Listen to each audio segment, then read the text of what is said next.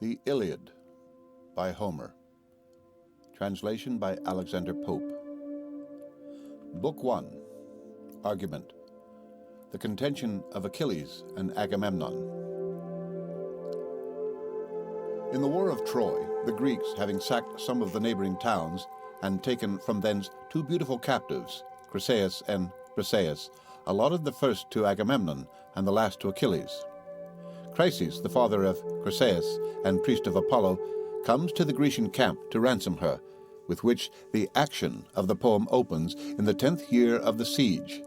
The priest, being refused and insolently dismissed by Agamemnon, entreats for vengeance from his god, who inflicts a pestilence on the Greeks. Achilles calls a council and encourages Calchas to declare the cause of it, who attributes it to the refusal of Chryseis. The king, being obliged to send back his captive, enters into a furious contest with Achilles, which Nestor pacifies. However, as he had the absolute command of the army, he seizes on Briseis in revenge. Achilles, in discontent, withdraws himself and his forces from the rest of the Greeks, and complaining to Thetis, she supplicates Jupiter to render them sensible of the wrong done to her son by giving victory to the Trojans. Jupiter, granting her suit, incenses Juno, between whom the debate runs high, till they are reconciled by the address of Vulcan. The time of 22 days is taken up in this book, 9 during the plague, 1 in the council and quarrel of the princes, and 12 for the Jupiter's stay with the Ethiopians, at whose return Thetis prefers her petition. The scene lies in the Grecian camp, then changes to Crisa, and lastly to Olympus.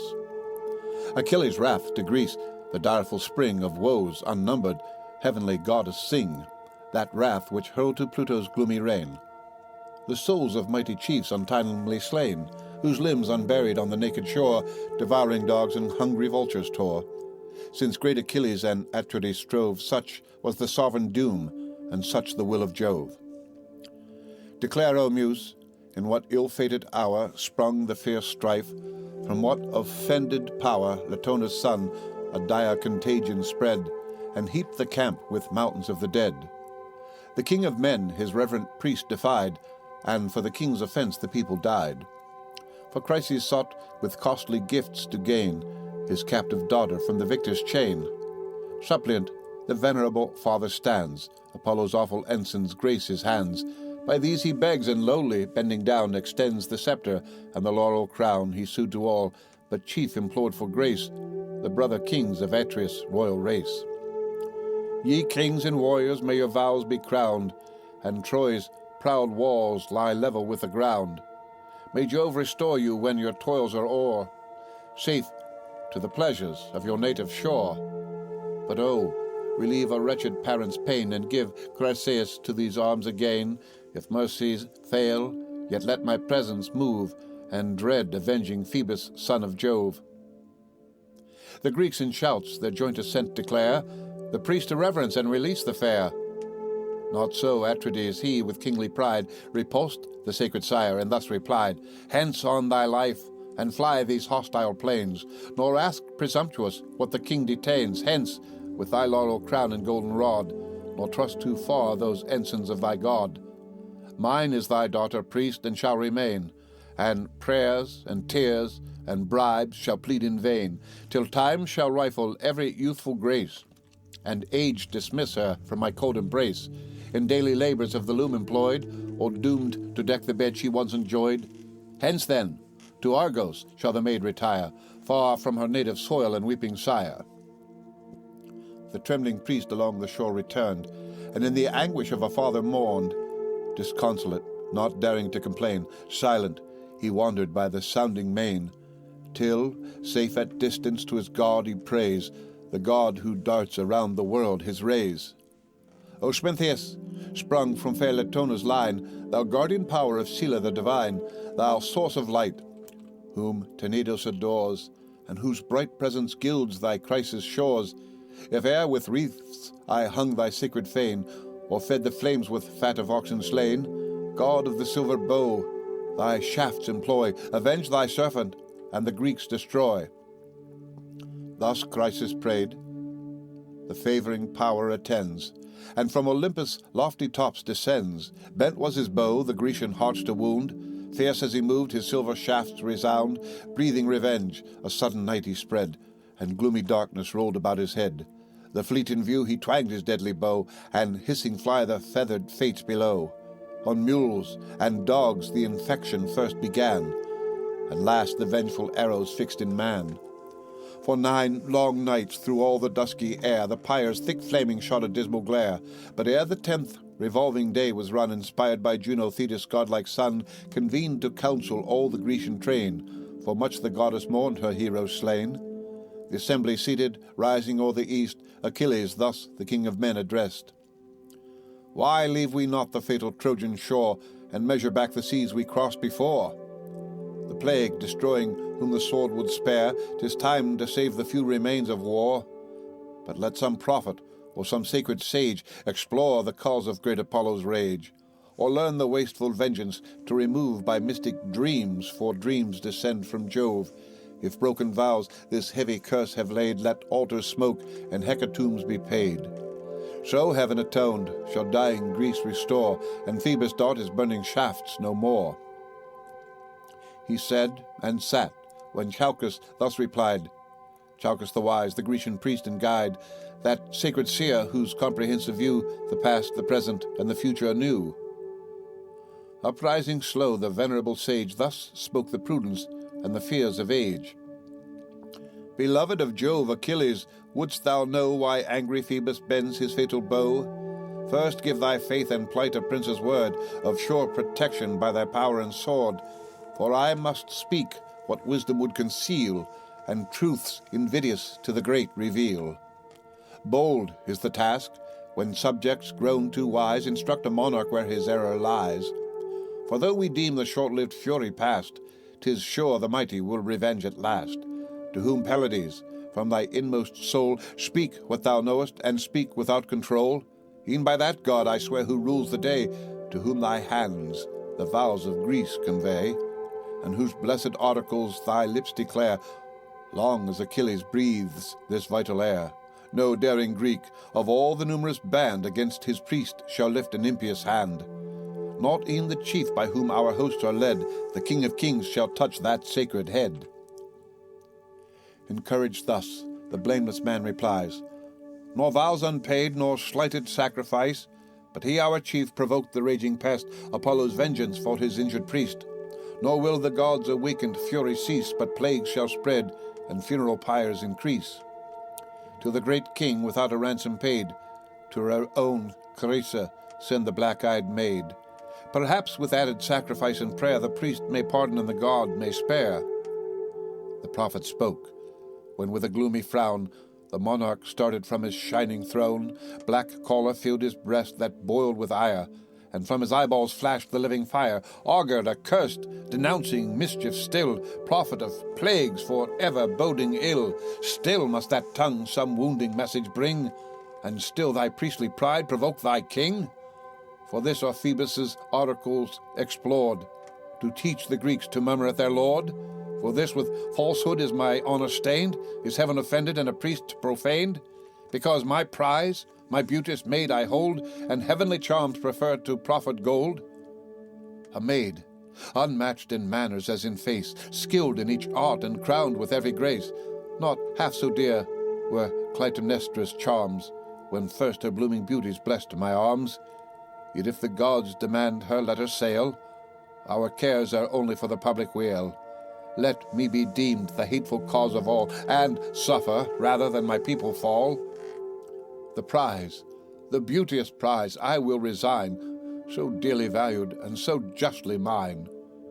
But since for common good I yield the fair, my private loss let grateful Greece repair.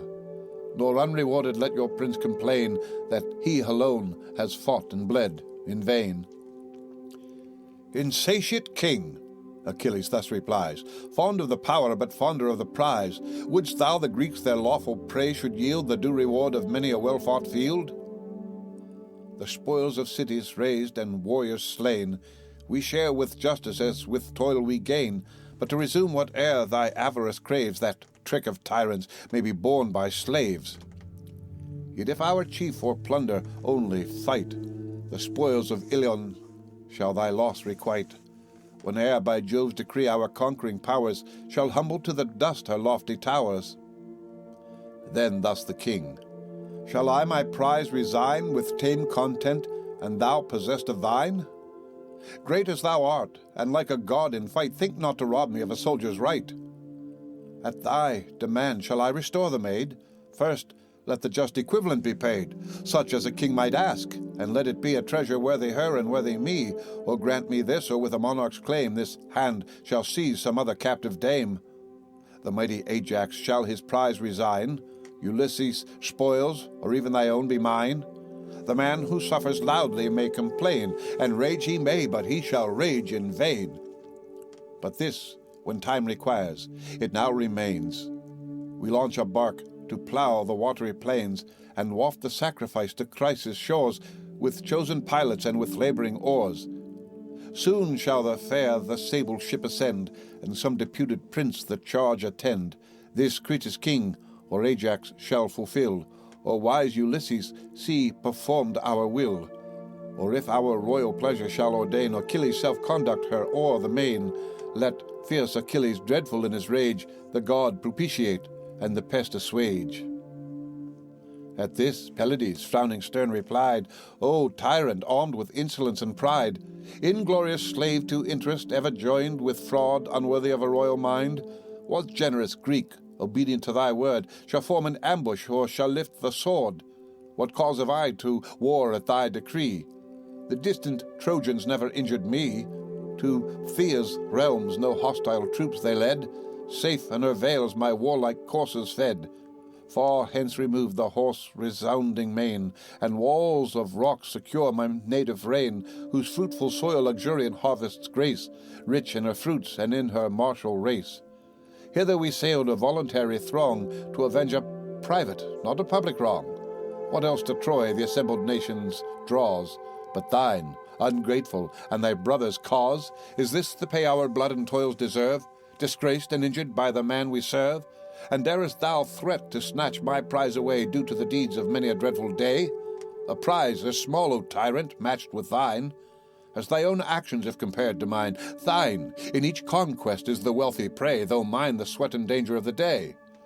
Some trivial present to my ships I bear, or barren praises pay the wounds of war. But no proud monarch, I'm thy slave no more. My fleet shall waft me to Thessalia's shore. Left by Achilles on the Trojan plain, what spoils, what conquests shall Atrides gain? To this the king, fly, mighty warrior, fly, thy aid we need not, and thy threats defy. There want not chiefs in such a cause to fight, and Jove himself shall guard a monarch's right. Of all the kings, the gods' distinguished care, to power superior none such hatred bear. Strife and debate thy restless soul employ, and wars and horrors are thy savage joy. If thou hast strength, 'twas heaven that strength bestowed. For no vain man, thy valor is from God.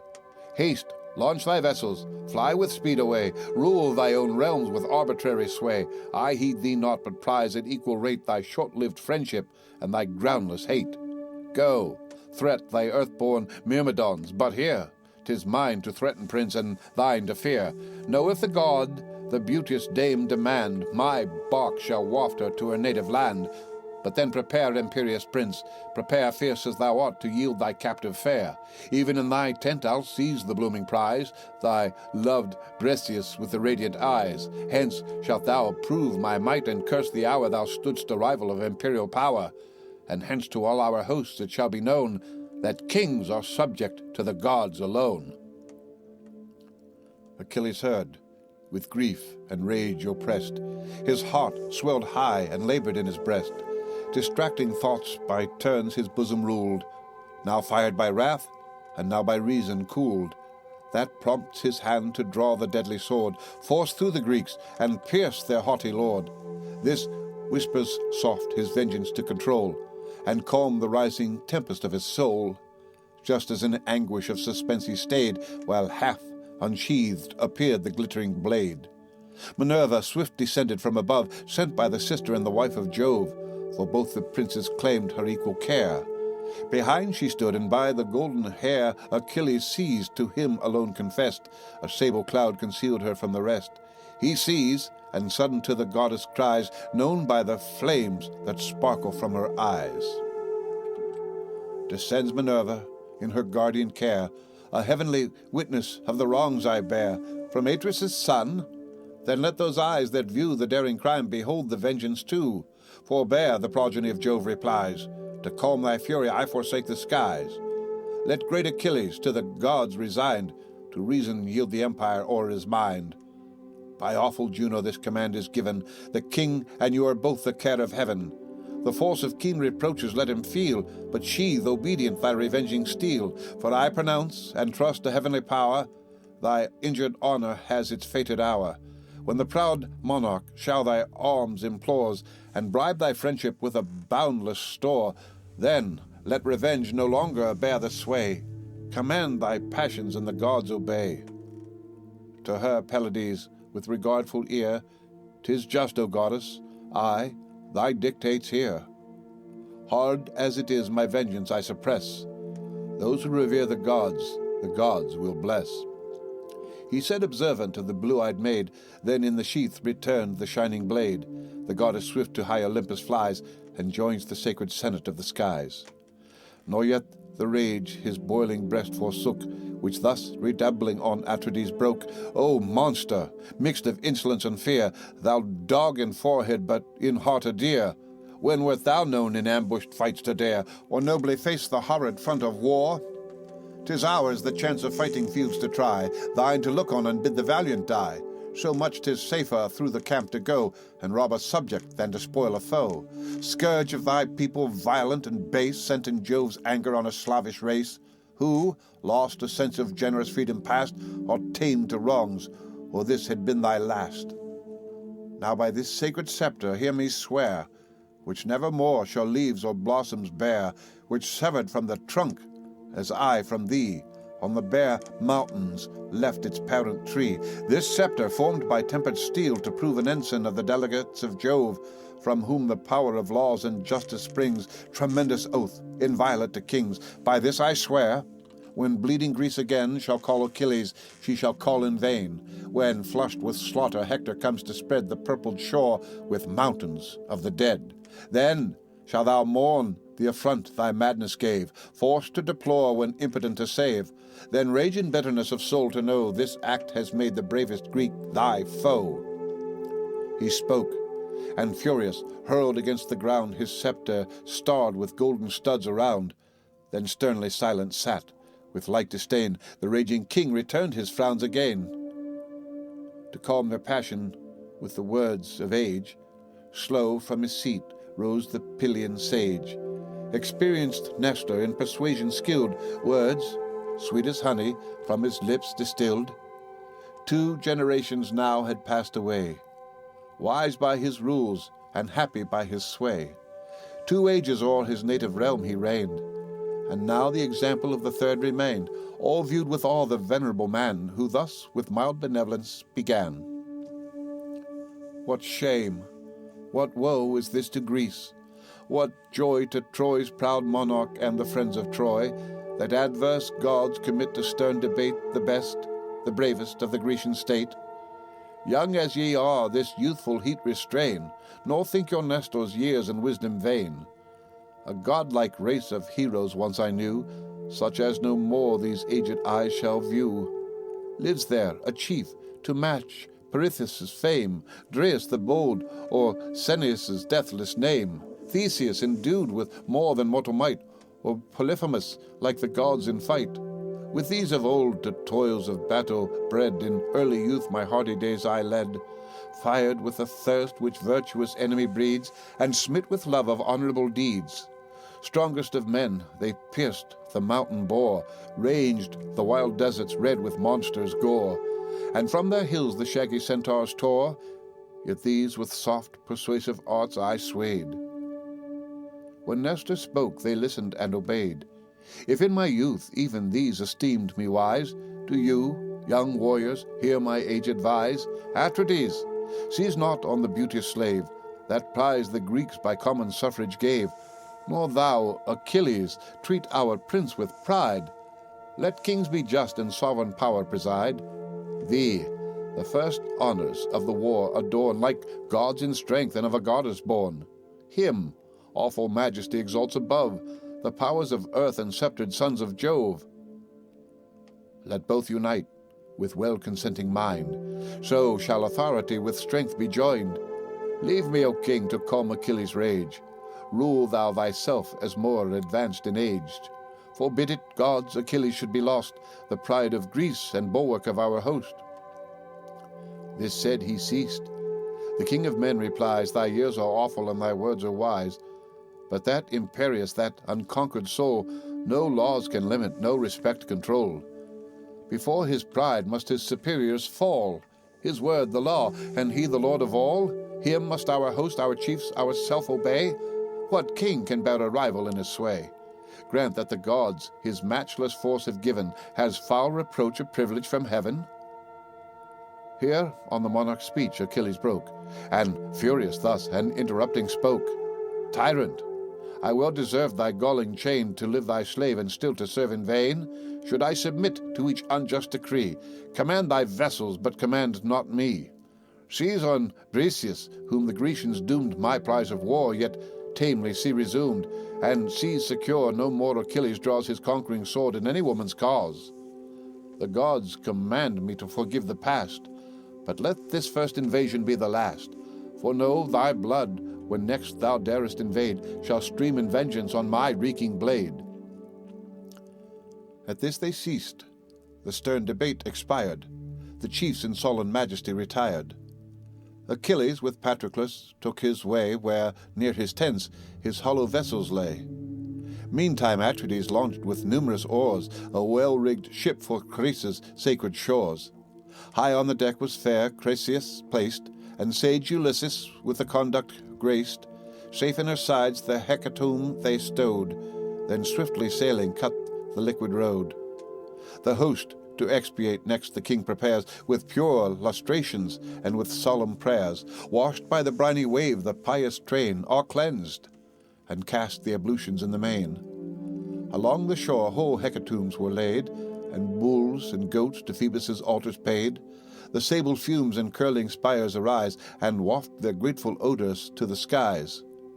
The army thus in sacred rites engaged, Atrides still with deep resentment raged. To wait his will two sacred heralds stood, Talthybius and Eurybates the good. Haste to the fierce Achilles' tent, he cries, then spare Briseis as our royal prize. Submit he must, or if they will not part, ourself in arms shall tear her from his heart. The unwilling heralds act, they walk along the barren sands. Arrived, the hero in his tent they find, with gloomy aspect on his arm reclined. At awful distance long they silent stand, loath to advance and speak their hard command. Decent confusion, this the godlike man perceived, and thus with accent mild began. With leave and honor, enter our abodes, ye sacred ministers of men and gods. I know your message. By constraint you came, not you, but your imperious lord I blame. Patroclus, haste, the fair Briseis bring. Conduct my captive to the haughty king. But witness, heralds, and proclaim my vow. Witness to gods above and men below. But first and loudest to your prince declare, that lawless tyrant whose commands you bear, unmoved as death Achilles shall remain. Though prostrate Greece shall bleed at every vein, the raging chief in frantic passion lost, blind to himself and useless to his host, unskilled to judge the future by the past, in blood and slaughter shall repent at last. Patroclus now the unwilling beauty brought. She in soft sorrows and in pensive thought passed silent as the heralds held her hand, and have looked back, slow moving o'er the strand. Not so his loss the fierce Achilles bore, but sad, retiring to the sounding shore. O'er the wild margin of the deep he hung, that kindred deep from whence his mother sprung. There, bathed in tears of anger and disdain, thus loud lamented to the stormy main. O parent goddess, since in early bloom thy son must fall by too severe a doom, sure to so short a race of glory born, great Jove in justice should this span adorn, honor and fame at least the thunderer owed, and ill he pays the promise of a god. If yon proud monarch thus thy son defies, obscures my glories and resumes my prize. Far from the deep recesses of the main, where aged ocean holds his watery reign, the goddess mother heard the waves divide, and like a mist she rose above the tide, beheld him mourning on the naked shores, and thus the sorrows of his soul explores. Why grieves my son? Thy anguish let me share. Reveal the cause, and trust a parent's care. He, deeply sighing, said, To tell my woe is but to mention what too well you know. From Thebe, sacred to Apollo's name, Aetion's realm, our conquering army came, with treasure loaded and triumphant spoils, whose just division crowned the soldiers' toils. But bright Chryseis, heavenly prize, was led by vote selected to the general's bed. The priest of Phoebus sought by gifts to gain his beauteous daughter from the victor's chain. The fleet he reached, and lowly bending down, held forth the scepter and the laurel crown, entreating all, but chief implored for grace, the brother kings of Atreus' royal race. The generous Greeks their joint consent declare, the priest to reverence, and release the fair. Not so Atrides, he with wonted pride, the sire insulted, and his gifts denied.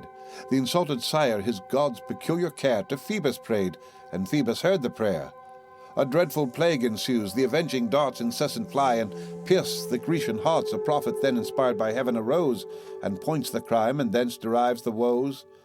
Myself, the first the assembled chiefs incline, to avert the vengeance of the power divine. Then rising in his wrath, the monarch stormed. Incensed, he threatened, and his threats performed. The fair Chryseis to her sire was sent, with offered gifts to make the god relent. But now he sees Bracius' heavenly charms, and of my valor's prize defrauds my arms, defrauds the votes of all the Grecian train, and service, faith, and justice plead in vain. But goddess, thou thy suppliant son attend, to high Olympus' shining court ascend, urge all the ties to former service owed, and sue for vengeance to the thundering god. Oft hast thou triumphed in the glorious boast that thou stoodest forth of all the ethereal host, when bold rebellion shook the realms above, the undaunted guard of cloud-compelling Jove, when the bright partner of his awful reign, the warlike maid and monarch of the main, the traitor gods by mad ambition driven, durst threat with chains the omnipotence of heaven. Then called by thee the monster Titan came, whom gods, Briareus, men, Argion name. Through wandering skies enormous stalked along, not he that shakes the solid earth so strong. With giant pride at Jove's high throne he stands, and brandished round him all his 100 hands. The affrighted gods confessed their awful lord. They dropped the fetters, trembled, and adored. This goddess, this to his remembrance call, embrace his knees, at his tribunal fall. Conjure him far to drive the Grecian train, to hurl them headlong to their fleet and main, to heap the shores with copious death, and bring the Greeks to know the curse of such a king. Let Agamemnon lift his haughty head o'er all his wide dominion of the dead, and mourn in blood that e'er he durst disgrace the boldest warrior of the Grecian race. Unhappy son, fair Thetis thus replies, while tears celestial trickle from her eyes, why have I borne thee with a mother's throes to fates averse, and nursed for future woes? So short a space the light of heaven to view, so short a space, and filled with sorrow too. Oh, might a parent's careful wish prevail, far, far from Ilion should thy vessel sail, and thou, from camps remote, the danger shun, which now, alas, too nearly threats my son. Yet, what I can to move thy suit, I'll go to great Olympus crowned with fleecy snow. Meantime, secure within thy ships from far, behold the field not mingle in the war. The sire of gods and all the ethereal train, on the warm limits of the farthest main, now mix with mortals, nor disdain to grace the feasts of Aethiopia's blameless race. 12 days the powers indulge the genial rite, returning with the 12th revolving light. Then will I mount the brazen dome, and move the high tribunal of immortal Jove. The goddess spoke, the rolling waves unclose. Then down the steep she plunged from whence she rose, and left him sorrowing on the lonely coast, in wild resentment for the fair he lost. In Chrysa's port now sage Ulysses rode. Beneath the deck the destined victim stowed. The sails they furled, they lashed the mast aside, and dropped their anchors and the pinnace tied. Next on the shore their hecatomb they land, Chryseis last descending on the strand. Her thus, returning from the furrowed main, Ulysses led to Phoebus' sacred fane, whereat his solemn altar as the maid he gave to Chryses. Thus the hero said, "Hail, reverend priest! To Phoebus' awful dome, a suppliant, I, from great Atrides come. Unransomed here receive the spotless fare. Accept the hecatomb the Greeks prepare. And may thy God, who scatters darts around, atoned by sacrifice, desist a wound." At this the sire embraced the maid again, so sadly lost, so lately sought in vain. Then near the altar of the darting king, disposed in rank, their hecatomb they bring. With water purify their hands, and take the sacred offering of the salted cake. While thus with arms devoutly raised in air, and solemn voice the priest directs his prayer. God of the silver bow, thy ear incline, whose power encircles Scylla the divine, whose sacred eye thy Tenedos surveys, and gilds fair Chrysa with distinguished rays. If, fired to vengeance at thy priest's request, thy direful darts inflict the raging pest, once more attend, avert the wasteful woe, and smile propitious and unbend thy bow. So Chryses prayed. Apollo heard his prayer. And now the Greeks their hecatomb prepare. Between their horns the salted barley threw, and with their heads to heaven the victims slew. The limbs they sever from the enclosing hide, the thighs selected to the gods divide. On these, in double coals involved with art, the choicest morsels lay from every part. The priest himself before his altar stands, and burns the offering with his holy hands, pours the black wine, and sees the flames aspire. The youth with instruments surround the fire. The thighs thus sacrificed and entrails dressed, the assistants part, transfix, and roast the rest. Then spread the tables, the repast prepare. Each takes his seat, and each receives his share. When now the rage of hunger was repressed, with pure libations they conclude the feast.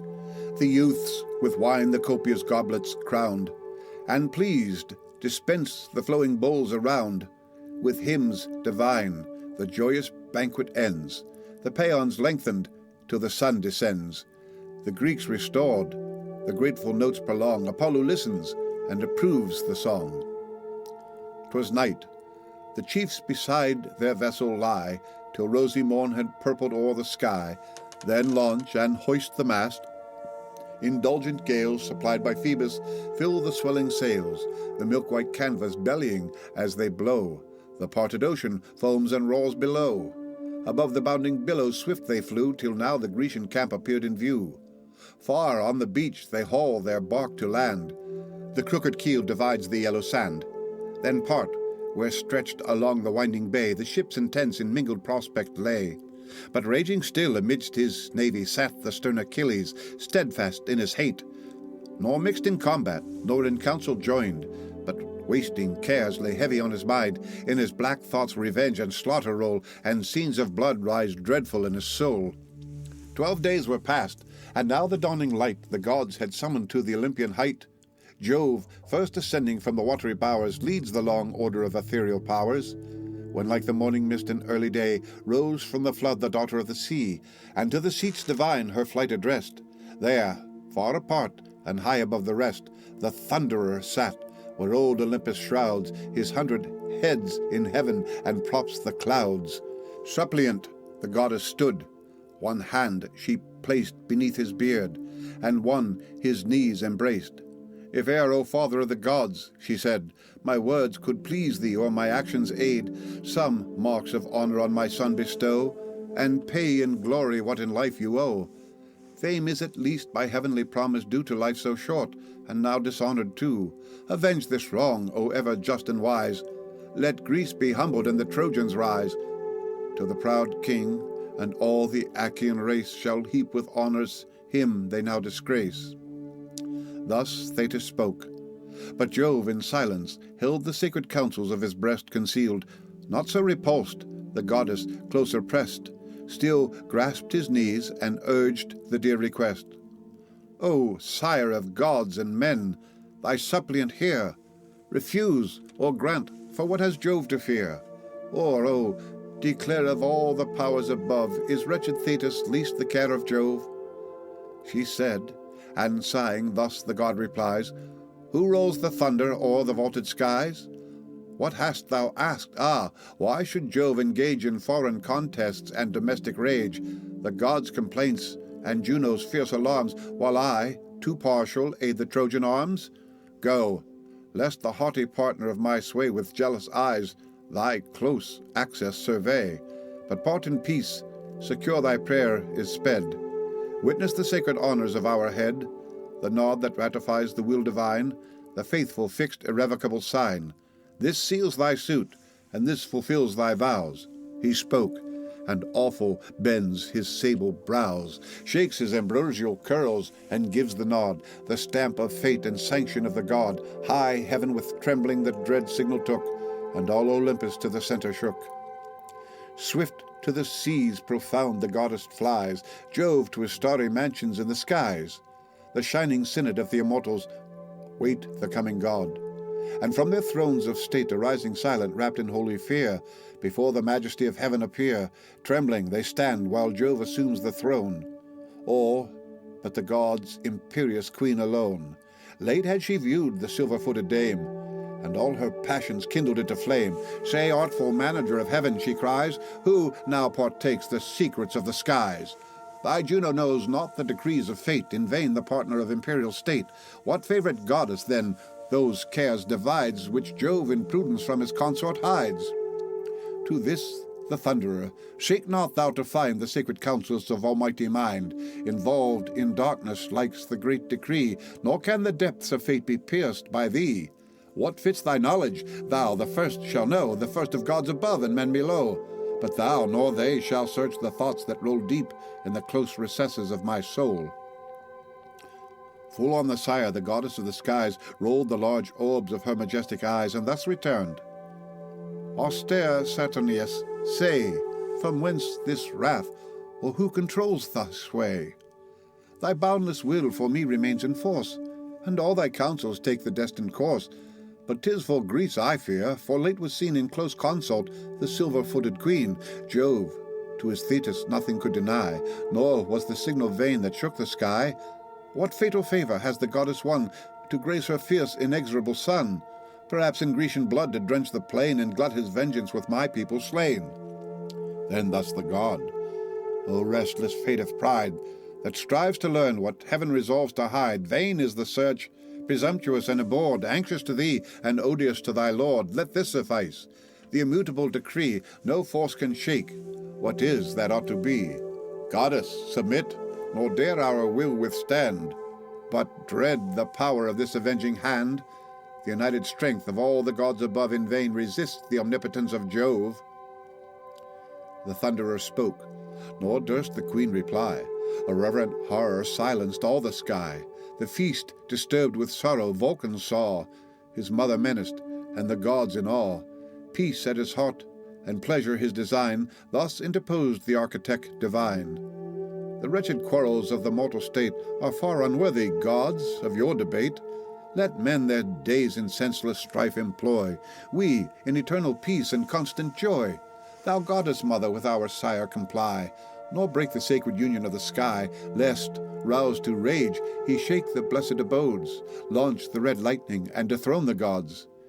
If you submit, the Thunderer stands appeased, the gracious power is willing to be pleased. Thus Vulcan spoke, and rising with a bound, the double bowl with sparkling nectar crowned, which held to Juno in a cheerful way. Goddess, he cried, be patient and obey. Dear as you are, if Jove his arm extend, I can but grieve, unable to defend what god so daring in your aid to move, or lift his hand against the force of Jove.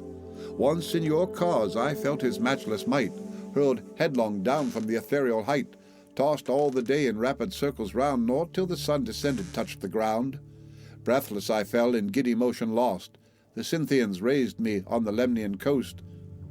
He said, and to her hands the goblet heaved, which with a smile the white-armed queen received. Then, to the rest he filled, and in his turn each to his lips applied the nectared urn. Vulcan with awkward grace his office plies, and unextinguished laughter shakes the skies. Thus the blessed gods the genial day prolong, in feasts ambrosial and celestial song. Apollo tuned the lyre, the muses round with voice alternate aid the silver sound. Meantime the radiant sun to mortal sight, descending swift rolled down the rapid light. Then to their starry domes the gods depart, the shining monuments of Vulcan's art. Jove on his couch reclined his awful head, and Juno slumbered on the golden bed. The end of Book 1 of the Iliad by Homer, as translated by Alexander Pope. Read by Rick Kistner.